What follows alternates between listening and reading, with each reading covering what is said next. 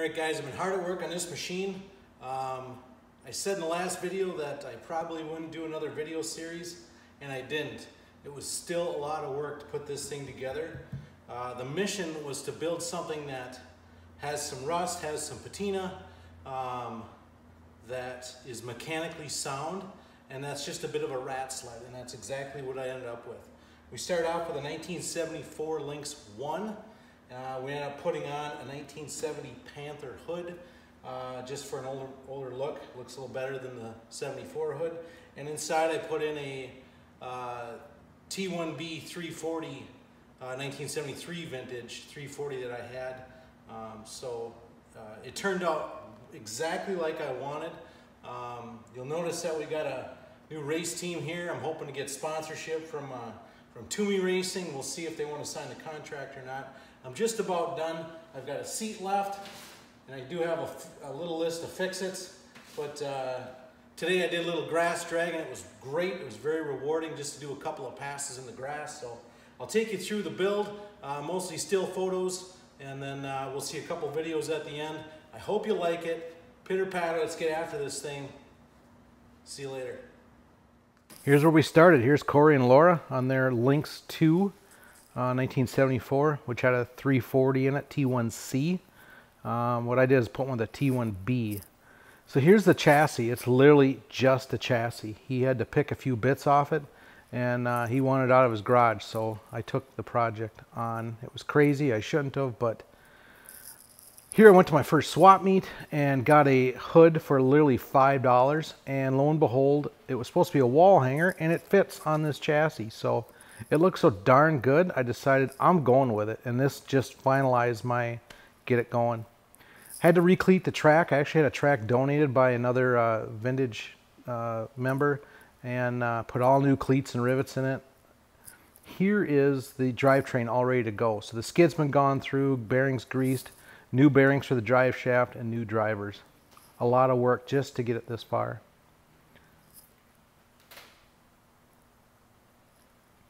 Once the track was in, things are really starting to materialize. It's time to get after the engine.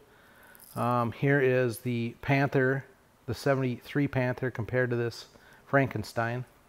So I got the engine in it just to get it mocked up. The belt guard, I had to kind of do some fab work too, because it's a Panther belt guard. So I just went with it. It worked out good, so I was happy. Got the motor all blasted apart and scrubbed and cleaned and cleaned and cleaned until my fingers were bleeding. This is actually 2 motors, 2.5 motors into one to make a correct T1B 340. There's nothing cobbled on this engine whatsoever. New pistons, rings, seals, gaskets, the entire electrical system, brand new.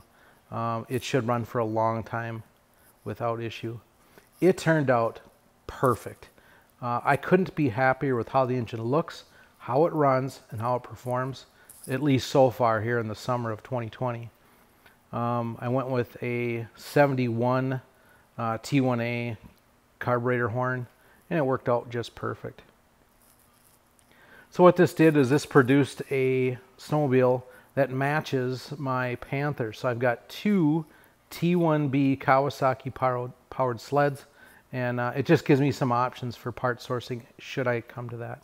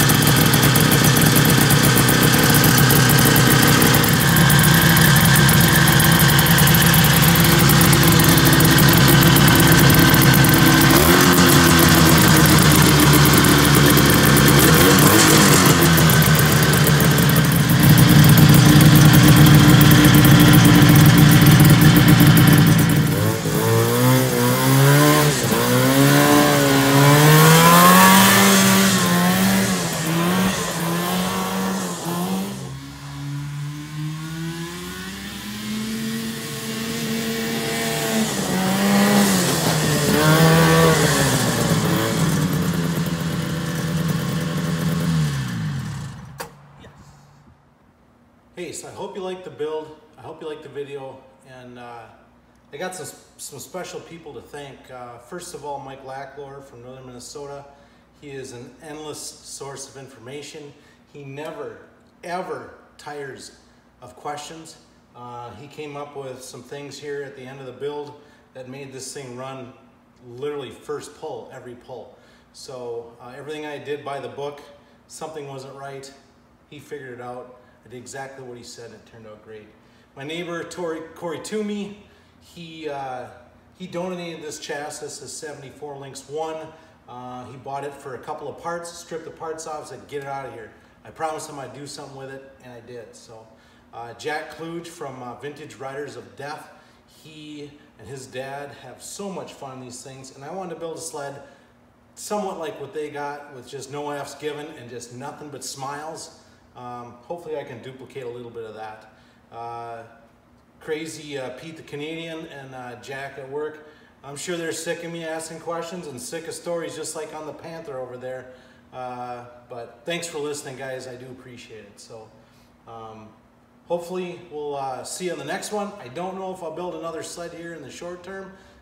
Something might catch my fancy and I might do it. But for now, this is me, my new fun machine. The Panther's my show machine, and pitter patter.